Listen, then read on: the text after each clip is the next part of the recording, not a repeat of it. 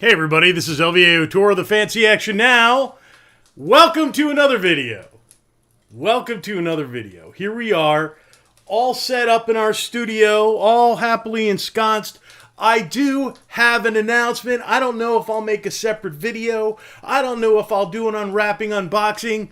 I don't know, but I'm very excited. I ordered this and they told me, well, it's going to be down that far away, and it actually came the next day.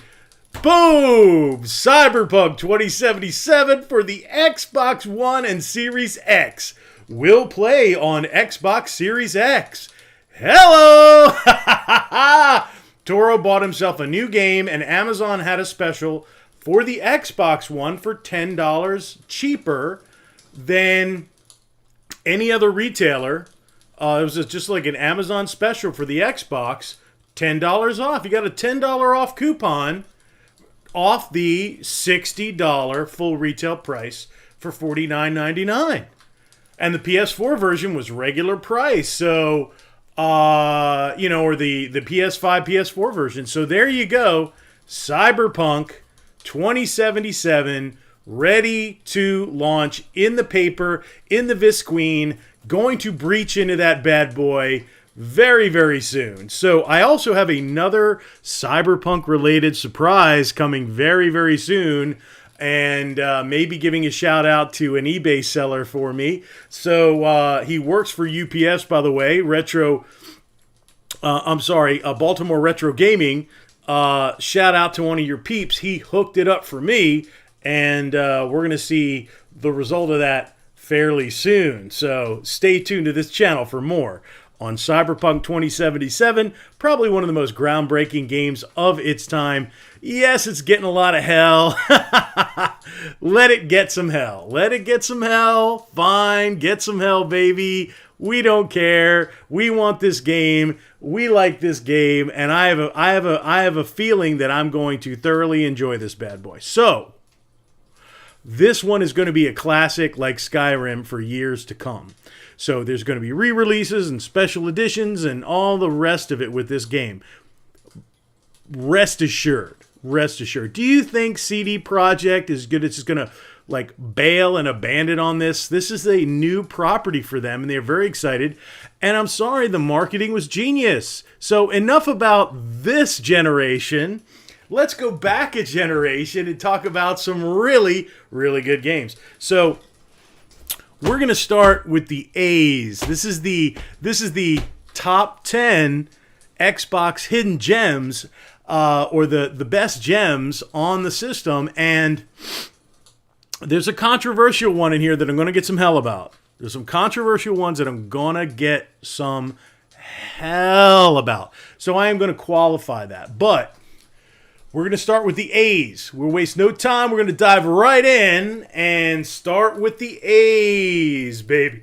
God bless America. So speaking of A for Avengers, what the hell happened to that train wreck? Holy shit, that thing hit a wall at breakneck speed. That thing drove past its own funeral. I mean, it flew past the graveyard. We have to drag it back to bury it. Oh my God, baby. Oh my God, the Avengers, it's its own video. What about the Video Game Awards? Who cares? I am going to do a rant video today. I'm going to do it after this one. I'm not even going to go to part 2. I'm going to do it right after this one. Video Games Award, you're not relevant. You're not relevant. Nobody cares. Video Game Awards, you're not relevant. Your social commentary. Nobody cares. It's not a rigorous standard. It's who pays the most money. I guarantee Sony bought that award. Oh, you mean the company that, lost a ton of PR on this ridiculous woke nightmare of a game and was literally hiring Chinese shell companies to shut down YouTube channels and file fallacious complaints? Oh, I'm going to save it. Save it for the rant. Let's feel good about this. Let's come down a minute. Okay, here we go. A, Aliens versus Predator.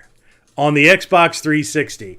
I've only played this in recent times, but when this came out, I remember how big it was. What a big deal it was. And this game is made by Rebellion, one of my favorite studios. They did a really nice job. I played through the Marine campaign, and that's me. I gotta tell you, I have a hard time playing the Aliens. I did try it. Like, I tried the Alien itself, and it's interesting how they change the mechanics around. So this is a game mechanics fest. When you think about it, you're operating from 3 different perspectives, 3 different game mechanics coming out from 3 different perspectives, the same arenas from 3 different perspectives. It's very interesting. It's very well thought out. It's very well done. And if you're into that, see, I want to be the Colonial Marine, man. That's where I'm... I think I don't know about 90%, but like most gamers, they want to play the Marine campaign and kind of leave it at that, okay? Other people are like, oh, I get to play the alien, I want to be the alien, blah, blah, blah, and that's what they're into. This game offers all of that. When you think about what this offers you back in the day, when you didn't have you didn't widely have access to the evil characters, the villains, or all the different, species and beings of a game. You got to play one guy doing one thing, and from one perspective. So this is a game in 3 perspectives. That alone makes this a gem. This alone makes this a unique gaming experience. There's not a whole lot of games out there. Think about it. How many other games out there let you play from all perspectives of every protagonist? Whoop, whoop. Itchy nose, sorry. So, from every protagonist, right? Think about that. Alien versus Predator. This deserves your attention. That game deserves your attention. It is very good. It looks good. It plays good. Enough said. All right, this is going to be controversial. I don't know what's going on. I got like an allergy. I got an itchy nose. All right. Aliens, Colonial Marines. Now, Randy Pitchford, in one of his interviews where he was giving a backhanded apology for what went on with this game and how it angered fans, etc., said, come on, it's not that bad. It's not that bad. It's a 7. It's a 7 game. See, people didn't want a 7 game. They wanted a AAA Aliens experience, which is what you got in Aliens Isolation. It wasn't a ham-fisted thrown off to another studio elsewhere and just kind of cobbled together, and it was adequate. And, and upon release, it was terrible. The cutscenes in this thing are terrible. The ending is freaking stupid and abrupt and just unfinished. But the actual gameplay and fan service of Colonial Marines is not that bad. It is a triple B game. It deserved to be a triple A game. It could have been one of the biggest blockbusters of all time. Everybody was foaming at the mouth for this game. We get to play the Colonial Marines. It was, the Aliens movie fervor. And it was just absolutely the hype train. And, again, Gearbox did not even develop this game. They started on it, but then they abandoned it for their own IP because it was more money.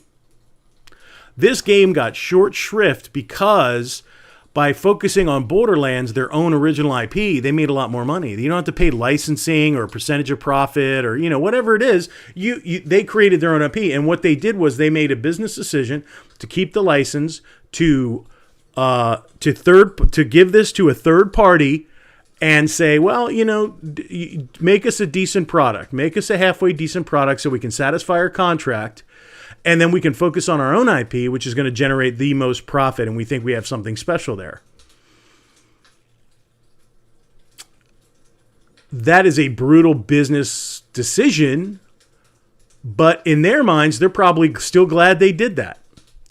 They're still glad they did that because from a business perspective, for their own business, they chose the most profitable thing for them. So they cranked out this game. Everybody freaking bought it. A ton of people bought this game. And a lot of people were totally bent out of shape because they got a substandard product. It's not AAA. It's not even triple B. I would consider it just a B. Not even double B, just a B. But there's a lot of really good gameplay in there. Believe it. Yes, I've played through it. Don't tell me otherwise. I've played through it.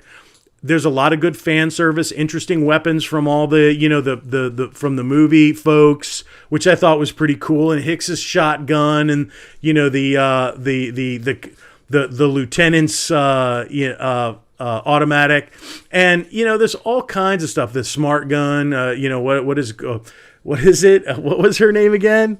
I keep wanting to say Cortez, but it was Ramirez or Cortez or something like that. But I'm thinking Cortez from Time Splitters. But it's you find her smart gun, and there are dog tags, and there's lore and recordings, and the environments aren't that bad.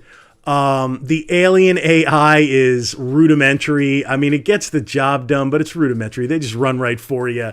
There's very little strategy. It's not that stealth component. They're not like secretly, following you around. They just put you in arenas and you shoot it out with enemies that are just jumping at you. So, is it a B game? It kind of reminds me of like Black Site Area 51, where it's like it's okay. It's okay for like an afternoon or two. You're not going to blow through it in one afternoon. It's going to take you a couple of afternoons to get through it. But Aliens Colonial Marines is a game that I didn't hate.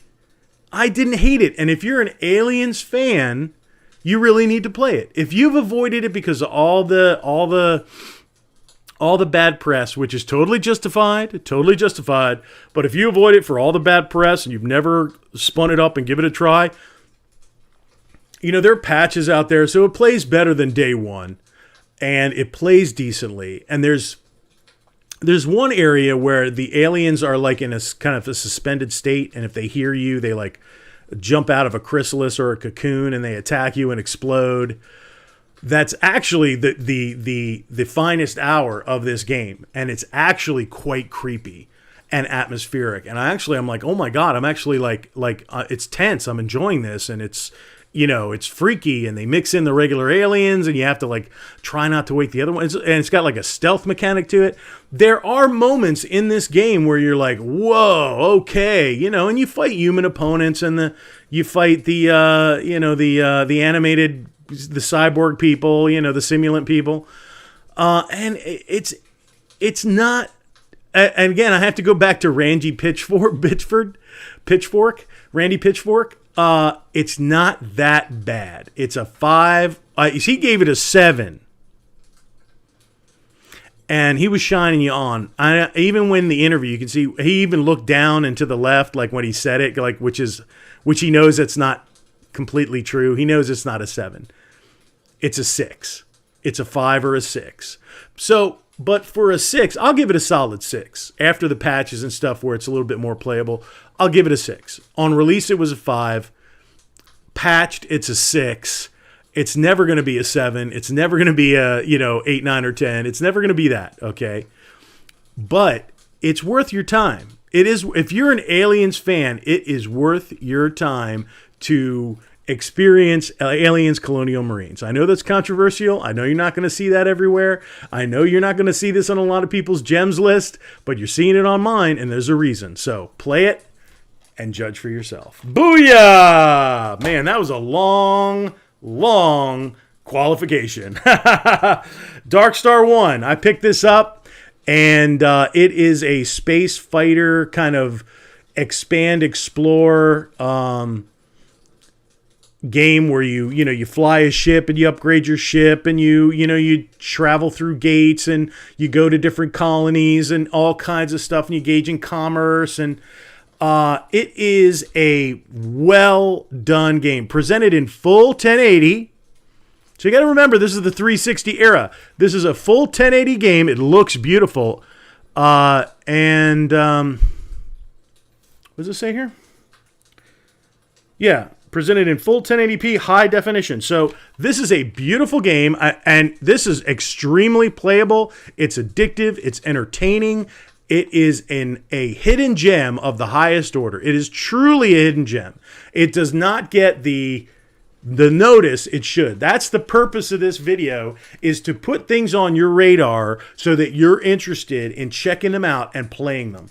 Dark Star 1 Broken Alliance is one that I think you need to find out. Something where there's a storyline too where your dad is killed and he leaves you your first ship, and you have to go to a base and you have to learn from one of his friends what happened to him and why, and there's a little intrigue and twists of the story, and you wind up stumbling across this kind of galaxy-wide conflict, and it's a good story. It's a solid story, but it's really the gameplay and the visuals that sell this one.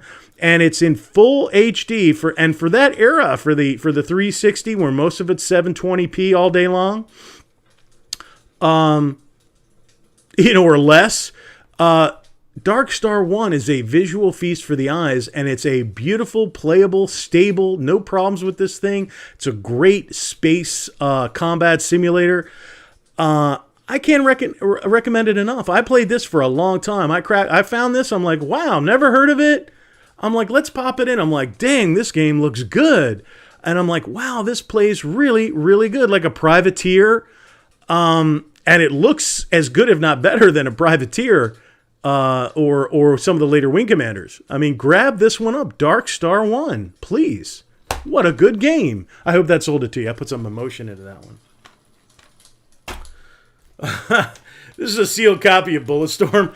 Bulletstorm, probably one of my favorite games of all time. That will hit on the top 10. I hate to tell you, I love the scoring system that you get with the little sensor that you put on your wrist, and you lash guys with it, and you send them flying, and you fling them into things, or fling them off walls, or kick them off ledges, or this kind of reminds me of Heroes of. Is it Heroes of Might and Magic, or no, Dark Messiah of Might and Magic? Because you're constantly kicking dudes and kicking them off ledges and putting them in like a suspended state and shooting them, and you get scored off creative kills and combos, and it is just, oh my God. If you like first-person shooters and you have not played Bulletstorm, I don't know what is going on with you. I don't know why. It's a Gearbox game, so we're on this kind of Gearbox kick. And this game is so much better than like Aliens Colonial Marines. If you took Bulletstorm and turned it into Aliens Colonial Marines, that would be one of the biggest games of all time. I'm telling you, Gearbox, take this format and throw it onto Aliens. If they even let you, they won't even let you. Sega won't even let you touch an Alien action figure at this point. They said, clear your office of all of our merchandise. Sega was not happy with you, baby. They were not, and they deserve to be pissed with you. But I got to tell you, kill with skill. Bulletstorm, I so wish there was a sequel to this game. I own this copy. I own the PS3 version. I own the Xbox One version. The remaster, the Duke Nukem edition. It's like Bulletstorm is got to be one of my favorite games of all time. Please, please pick this up and play it. Pick it up and play it. It is something special. There is something special about this game.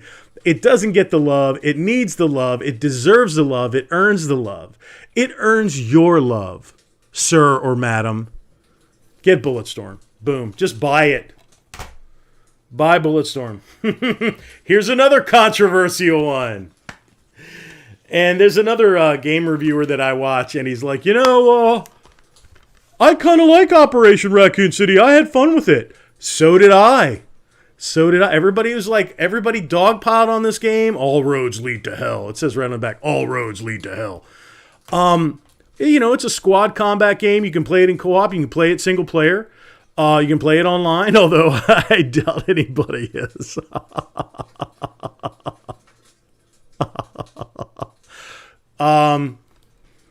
Resident Evil Operation Raccoon City. I enjoyed myself with this game.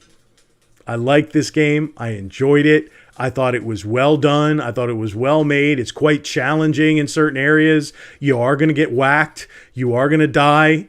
It's not a walk in the park. It's not a pushover. I believe I did play it on a little bit of a harder difficulty, but still, great game. great. Don't ignore it. Don't be like, yeah, everybody said it was crap. And, shut up, everybody. Nobody cares about everybody. We care about you here at the Fancy Action Now. You. Okay? We care about you and your gaming enjoyment. And if you like the genre or the atmosphere or the mythos and the lore of Resident Evil, then you need to play Operation Raccoon City. You need to play this game. I do not understand why this game gets such crap. Is it a traditional Resident Evil game? No, but thank you for taking that mythos and that lore and trying something different and new and actually kind of hitting the ball. I mean, I'm not going to say you hit a home run, but you got the third base, baby. With me, anyway. Now, but Operation Raccoon City is an excellent, excellent game. I'm not going to give it AAA, but I am going to give it triple B.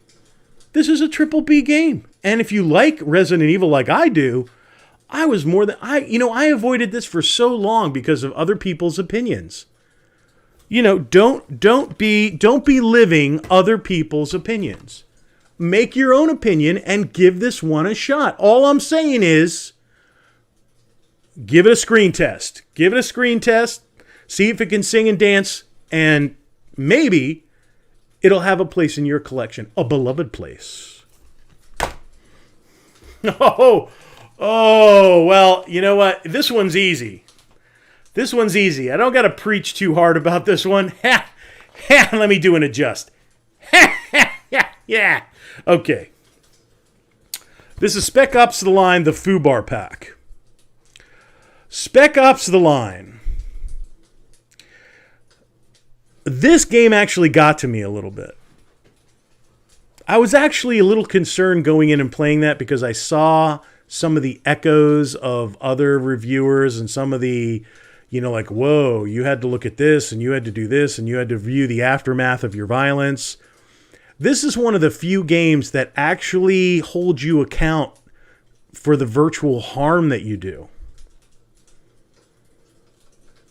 This is a game that actually shows the ugliness of war. So it doesn't shield you from it. What I notice is there wasn't another iteration of this. Do you notice that? I mean, this was a controversial game. It sold very well. It did very well. It got a lot of critical acclaim. But they never did anything else with it. Uh-oh. What happened to my... Oh. Was it this? Oh, I see. Technical difficulties, everybody. I got a little jumpy aroundy. Let's see if we can do that. Is that going to work?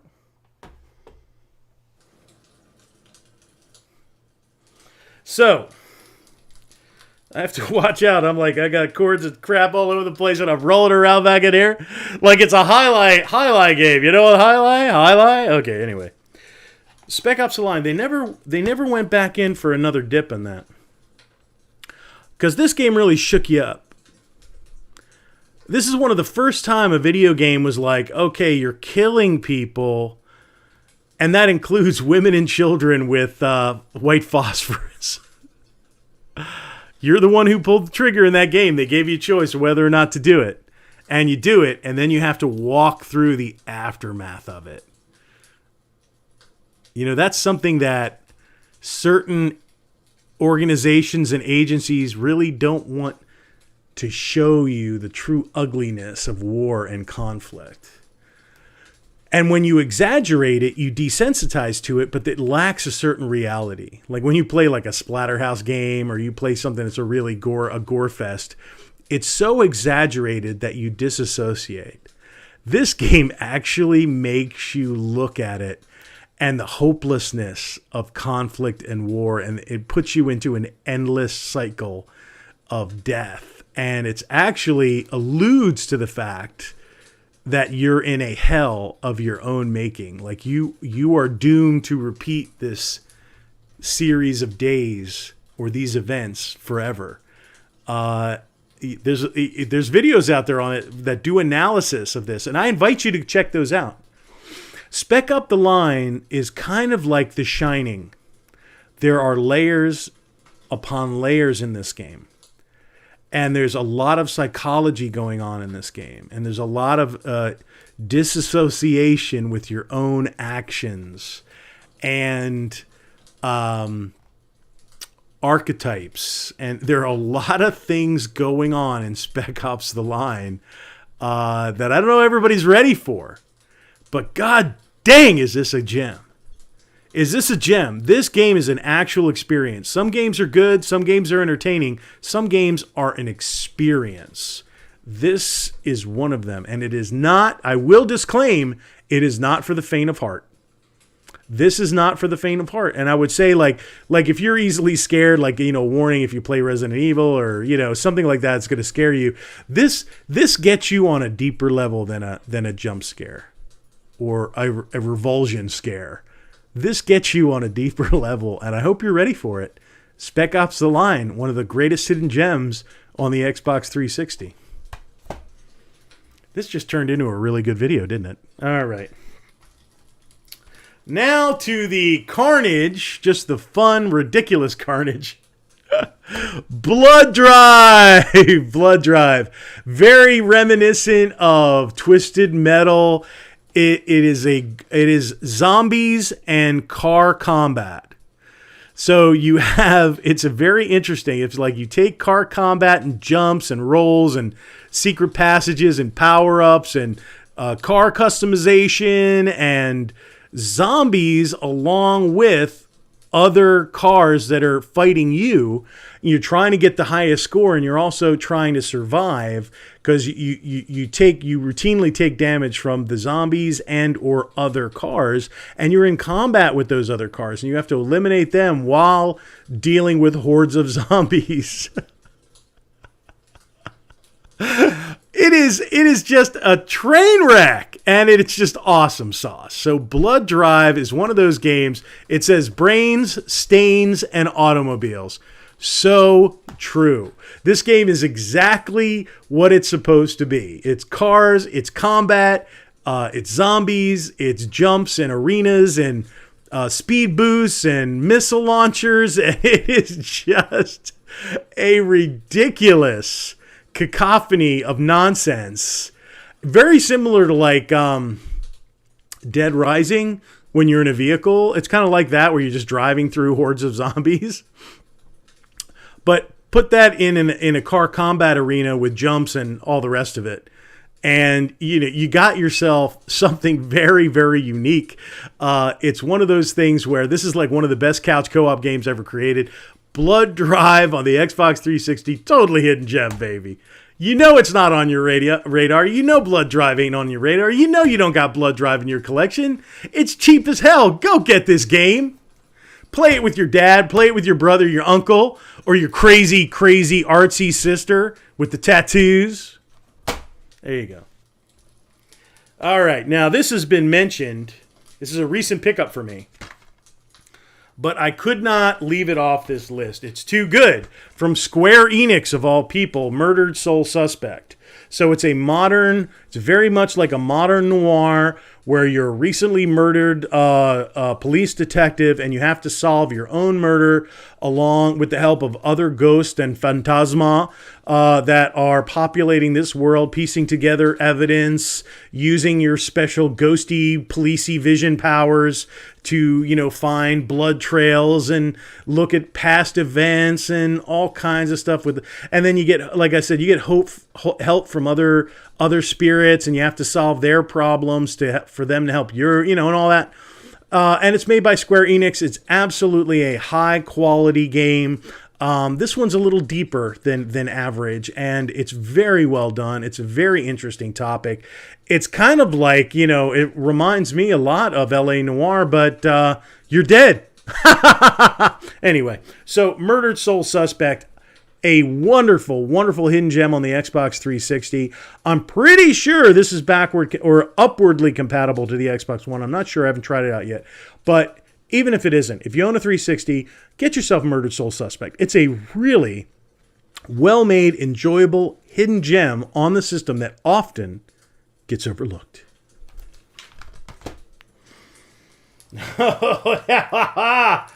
Oh! Bullet Witch. The game that has all the magic and swag and saunter you could ever want, with a little bit of clunky mechanics that once you get into, this is the kind of mechanic that you do have to play it for a couple hours until you get good at the mechanic. There's an offensive mechanic and a magic mechanic, and the magic has like 3 different tiers. Like, there's tons of stuff that you can do. It's just managing, and they're in rings, when everything was in rings. It's in rings. It's in rings. It's in rings. It's in rings.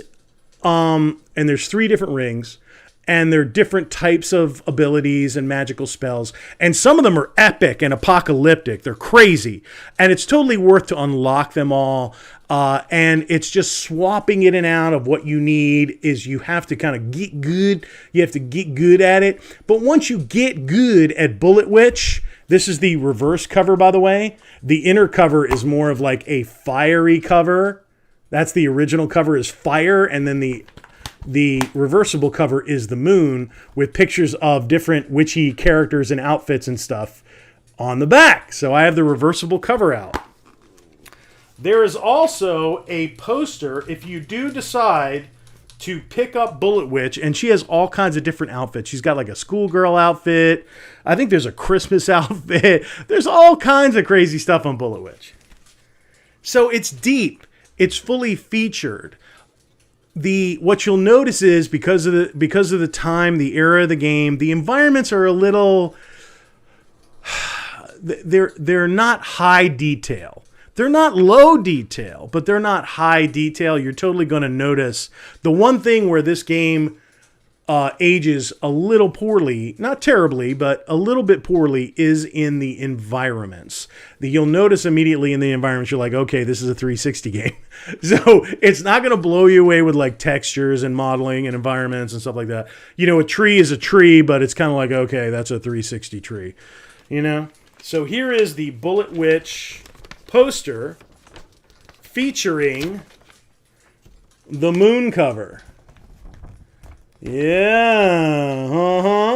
And if you buy this game, copies of this game without the poster are quite reasonable, but the poster does carry a premium. So if you're going to get it with the poster, you're going to pay more for the game, okay? But if you just want to play the game, get it without the poster. If you want to collect the game, get it with the poster, because it is significantly more expensive with the poster. Okay. So there you go. Bullet Witch, baby.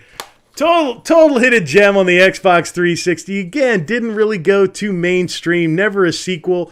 I believe Bayonetta was the spiritual sequel to this game in a way, because it's so reminiscent of Bayonetta. The style of the character, the magical abilities. And her broom is a gun. Bullet Witch is something special. It's something unique.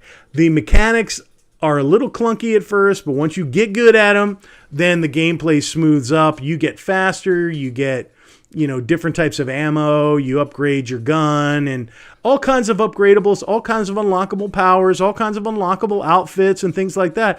It's a fully featured game, and it is a total hidden gem. Buy it, Bullet Witch, baby. Just get yourself a copy. Screw the poster. I got the poster. You don't need it. All right, last but not least. Again, this is not going to be a popular opinion, but I'm not here for popular opinions. You can go to IGN. Again, you want to go watch your 100th Halo review, you go right ahead. You want to go see Gears of War Judgment review, go ahead. I played it. I liked it. I played them all, baby. Love it. But here, I'm going to offer you Clive Barker's Jericho. Now, I was excited about this game because I also played Clive Barker's Undying. That's a PC game, and I highly recommend you play Clive Barker's Undying. Yes, the graphics are a little chunky. It's like Doom 3 chunky, I think. It's like, I forget what engine it's on. It's like Unreal 2, or I don't know what it is, but it's it's chunky, but man, is that a deep game? Is that an enjoyable horror game? And it is scary. Even to this day, that game is scary. So when I bought Clive Barker's Jericho, I thought to myself, well, that's interesting, let me check it out. So I was one of those people who had played on PC Undying. So I had a previous experience with a Clive Barker game that I really enjoyed. Now, I like Undying better than I like Jericho.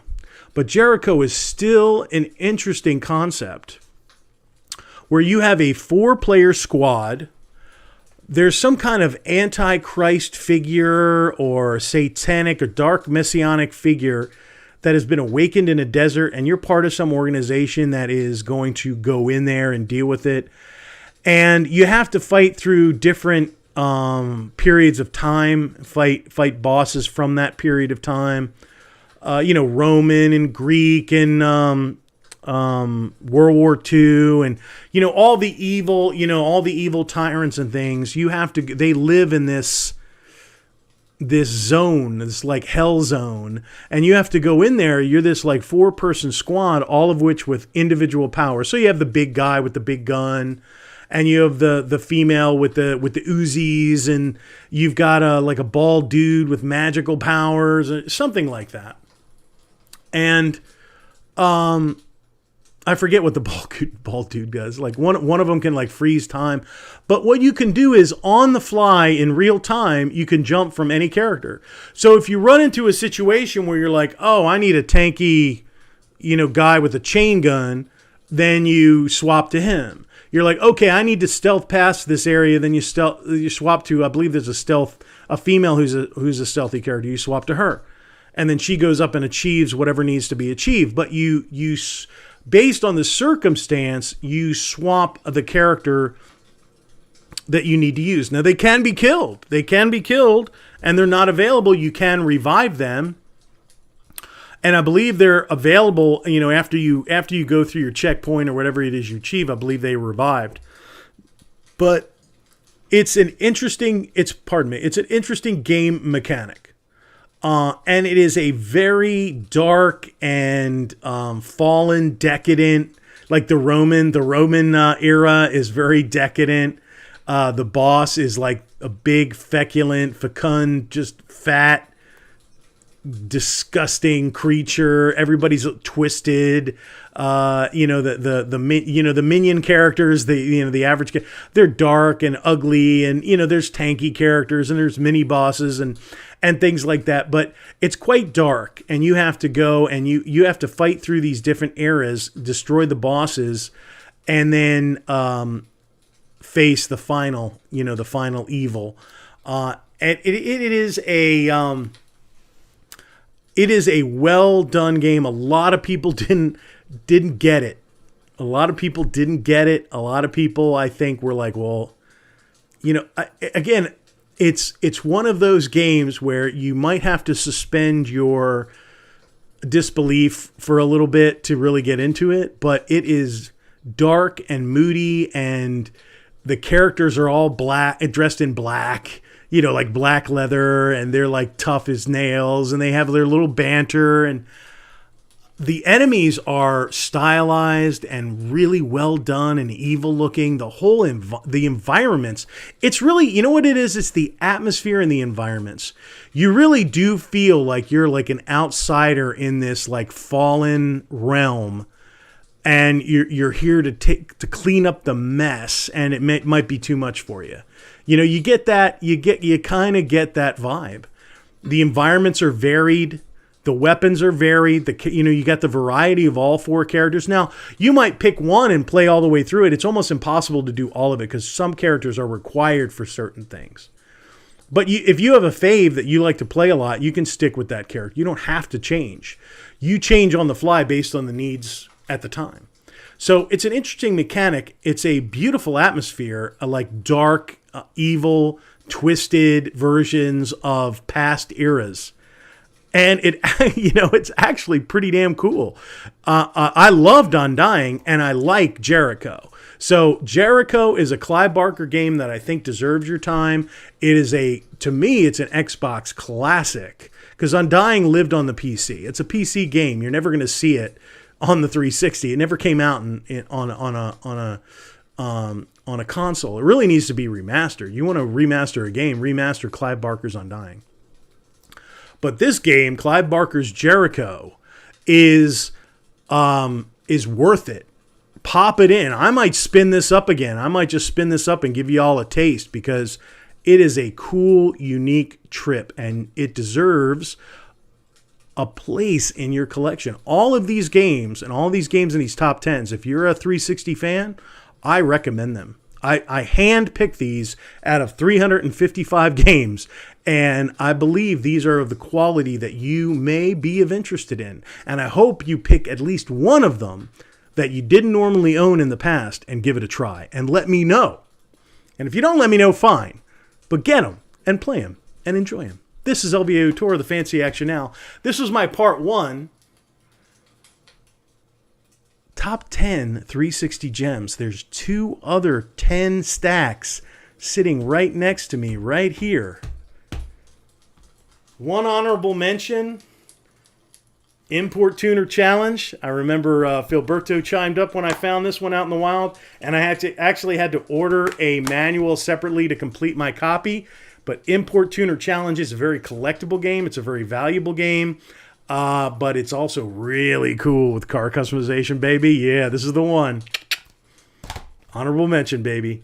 This is LVO Tour Fancy Action Now. Hope you enjoyed the video. Let me know what you think in the comments below. Thank you. If I earned the subscription, please hit the subscribe button and help me grow this channel on this ridiculous platform that shadow bans everybody with an opinion. Thank you very much.